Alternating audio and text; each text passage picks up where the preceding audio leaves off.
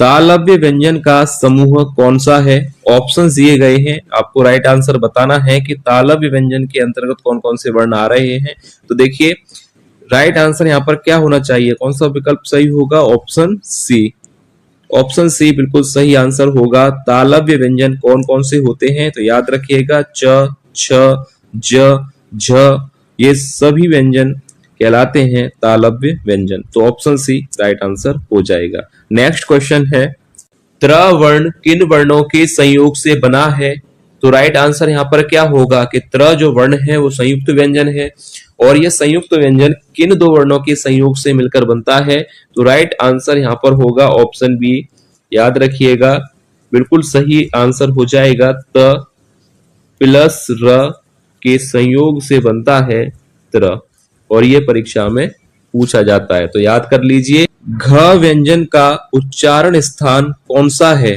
Option A दंत्य, मूर्धन्य, कंठ या तालव्य। तो देखिए घ व्यंजन का उच्चारण स्थान कौन सा होगा? तो राइट आंसर हो जाएगा ऑप्शन सी। घ वर्ण कंठ से उच्चारित होने वाला वर्ण है, तो ऑप्शन सी बिल्कुल सही आंसर होगा। नेक्स्ट क्वेश्चन है, निम्न में अल्प प्राण ध्वनियों का समूह है, तो आपको बताना है कि कौन से वर्ण अल्प प्राण वर्ण है। ऑप्शंस दिए गए हैं क, ख, च, छ या ट, ड, प, फ। तो देखिए अल्प प्राण ध्वनि आपको बताना है, तो इसके लिए आपको याद होना चाहिए कि प्रत्येक वर्ग का पहला, तीसरा और पांचवा वर्ण अल्प प्राण वर्ण कहलाता है। तो इसके अनुसार राइट आंसर कौन सा होगा? Option C. याद रखिएगा ट वर्ग का ट पहला वर्ण है और ड तीसरा, तो इसके अनुसार ऑप्शन सी बिल्कुल सही आंसर हो जाएगा। नेक्स्ट क्वेश्चन है, छ ध्वनि किसके अंतर्गत आती है? ऑप्शन ए मूल स्वर, बी घोष वर्ण, सी संयुक्त वर्ण या ऑप्शन डी तालव्य व्यंजन। तो देखिए छ ध्वनि किसके अंतर्गत आती है, किस व्यंजन के अंतर्गत आती है? तो राइट आंसर हो जाएगा ऑप्शन सी संयुक्त वर्ण। याद रखिएगा या संयुक्त व्यंजन। छ ध्वनि किसके अंतर्गत आती है? संयुक्त वर्ण या संयुक्त व्यंजन। तो देखिए छ जो ध्वनि है वह दो वर्णों से मिलकर बनती है, क प्लस स से मिलकर बनता है छ। याद रखिए, और इस वजह से यह आता है संयुक्त व्यंजन के अंतर्गत। याद रखिए। नेक्स्ट क्वेश्चन देखते हैं, कौन सा वर्ण उच्चारण की दृष्टि से दंत वर्ण है? ऑप्शंस दिए गए हैं ट, च, द या प। तो देखिए आपको बताना है कि कौन सा वर्ण है जो दंत वर्ण है। तो देखिए अगर ट मूर्धन्य वर्ण है, याद रखिएगा मूर्धन्य व्यंजन है, च तालव्य व्यंजन है और प ओष्ठ व्यंजन है, तो द यहाँ पर बिल्कुल सही आंसर हो जाएगा। यह एक दंत वर्ण है। याद रखिए ऑप्शन सी बिल्कुल सही आंसर होगा। और बाकी मैंने आपको बताया है ट, च और प। ट क्या है? मूर्धन्य व्यंजन, च क्या है? तालव्य व्यंजन और प क्या है? ओष्ठ व्यंजन, और द क्या है? दंत व्यंजन। तो ऑप्शन सी राइट आंसर होगा। नेक्स्ट क्वेश्चन है, कौन सा वर्ण स्पर्शी व्यंजन नहीं है?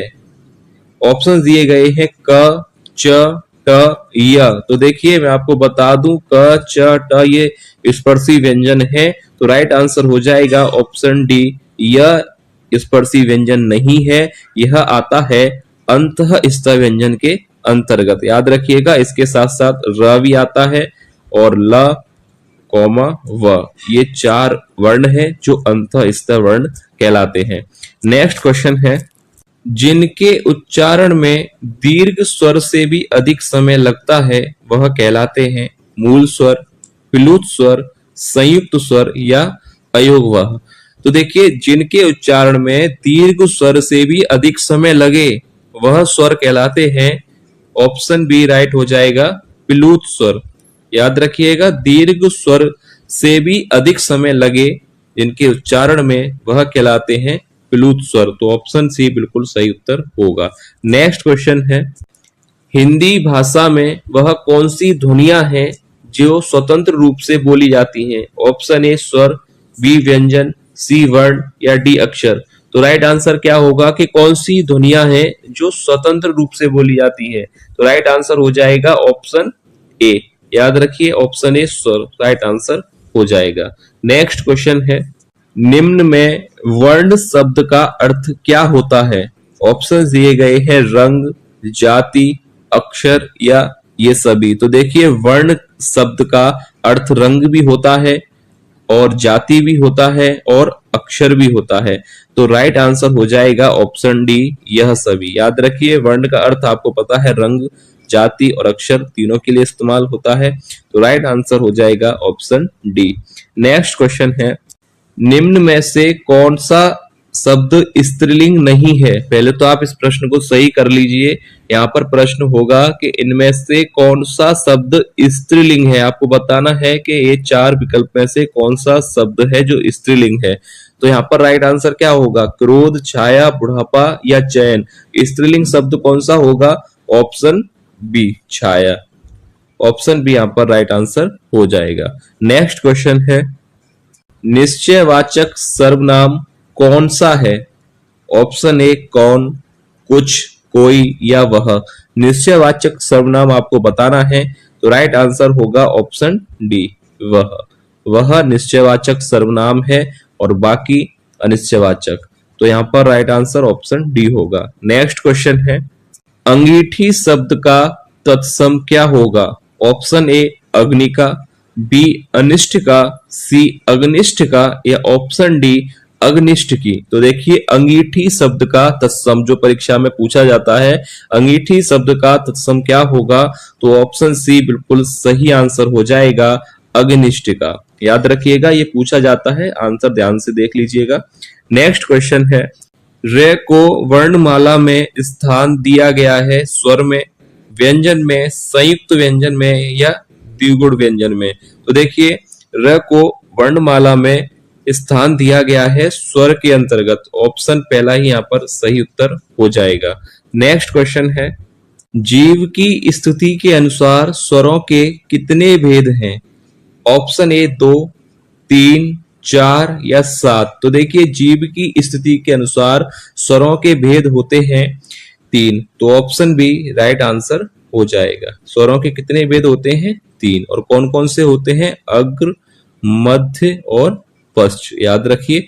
नेक्स्ट क्वेश्चन है, औरत किस भाषा का शब्द है? ऑप्शन ए फारसी, बी पुर्तगाली, सी तुर्की या ऑप्शन डी अरबी। तो देखिए औरत किस भाषा का शब्द है? तो राइट आंसर होगा ऑप्शन डी यह अरबी भाषा का शब्द है। याद रखिए।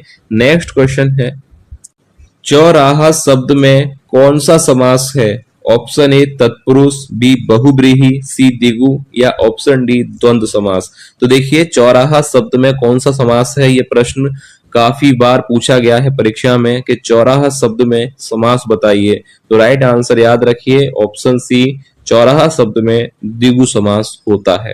ठीक है, क्लियर है? याद कर लीजिए चौराहा शब्द में समास है द्विगु समास। नेक्स्ट क्वेश्चन है, अयोगवाहक कहा जाता है? ऑप्शन ए विसर्ग को, महाप्राण को, संयुक्त व्यंजन को या ऑप्शन डी अल्प प्राण को। तो देखिए अयोगवाहक कहा जाता है, ऑप्शन पहला ही सही हो जाएगा विसर्ग को। पहला ही विकल्प यहाँ पर सही है कि अयोगवाहक किसे कहा जाता है? विसर्ग को। और ये तीनों ही गलत हैं, बी सी डी ये तीनों ही गलत है। पहला ही ऑप्शन सही है। नेक्स्ट क्वेश्चन है, सुधाकर शब्द किसका पर्यायवाची है? ऑप्शन ए सिंधु, बी जलाशय, सी चंद्रमा या डी बादल। सुधाकर जो शब्द है वह पर्यायवाची होता है ऑप्शन सी चंद्रमा का। याद रखिएगा सुधाकर किसका पर्यायवाची होता है? चंद्रमा का। ऑप्शन सी राइट आंसर होगा। नेक्स्ट क्वेश्चन है, साक्षर शब्द का विलोम शब्द होगा?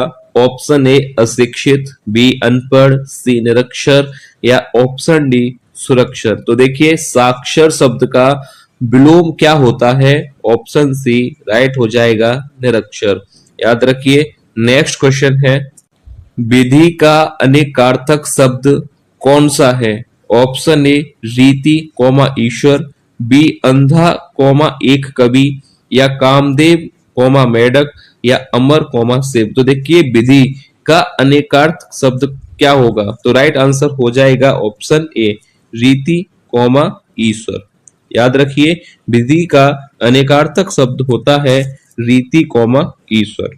नेक्स्ट क्वेश्चन है, आगे कुआ पीछे खाई का अर्थ होगा ऑप्शन ए चारों तरफ जल होना, ऑप्शन बी दोनों ओर रास्ता बंद होना, ये और है यहाँ पर और कर लीजिएगा, दोनों ओर रास्ता बंद होना, ऑप्शन सी दोनों ओर मुसीबत होना, या ऑप्शन डी एक तरफ कुआ और एक तरफ खाई होना। तो आगे कुआ पीछे खाई इस मुहावरे का सही अर्थ होता है ऑप्शन सी दोनों ओर मुसीबत। ठीक है, याद रखिए ऑप्शन सी राइट आंसर होगा। नेक्स्ट क्वेश्चन है, निम्न में अर्ध स्वर कहलाता है ऑप्शन ए ल प र य। तो अर्ध स्वर आपको बताना है कि अर्ध स्वर कहलाता है, तो राइट आंसर ऑप्शन डी हो जाएगा यह, अर्ध स्वर कहलाता है यह। और यह टीजीटी हिंदी 2013 की परीक्षा में आपसे पूछा गया था परीक्षा में कि निम्न में से अर्ध स्वर कौन सा है, तो राइट आंसर हो जाएगा यह, याद रखिए। नेक्स्ट क्वेश्चन है, स्वर ध्वनि के प्रकार हैं, ऑप्शंस दिए गए हैं दीर्घ स्वर, ऑप्शन बी मूल स्वर, यहाँ पर मूल होगा या मूल स्वर, ऑप्शन सी प्लुत स्वर, या ऑप्शन डी उपरोक्त सभी। तो देखिए स्वर जो होता है उसके अंतर्गत ये तीनों ही आते हैं, आपको पता होना चाहिए दीर्घ स्वर, प्लुत स्वर और मूल स्वर, ये तीनों ही होते हैं। तो इसके अनुसार राइट आंसर ऑप्शन डी हो जाएगा। स्वर ध्वनि के प्रकार होते हैं मूल स्वर, दीर्घ स्वर और प्लुत स्वर, तो राइट आंसर ऑप्शन डी होगा। और यह प्रश्न पूछा गया था आपसे यूपी पीजीटी हिंदी 2004 की परीक्षा में। ठीक है, तो याद रखिए स्वर ध्वनि के प्रकार है, दीर्घ स्वर भी होता है, प्लुत स्वर भी होता है, मूल स्वर भी होता है, तो ऑप्शन डी उपरोक्त सभी राइट आंसर हो जाएगा। तो यह था वीडियो का लास्ट प्रश्न। उम्मीद है आपको वीडियो पसंद आई होगी। वीडियो को लाइक कीजिएगा और जो भी विद्यार्थी पहली बार क्लास ले रहे हैं चैनल को सब्सक्राइब जरूर कर लें, क्योंकि ऐसे ही प्रश्न कराए जा रहे हैं, तो आप सभी चैनल से जुड़कर अपनी तैयारी कर सकते हैं। तो चलिए मिलेंगे नेक्स्ट क्लास में और महत्वपूर्ण प्रश्नों के साथ, तब तक के लिए धन्यवाद।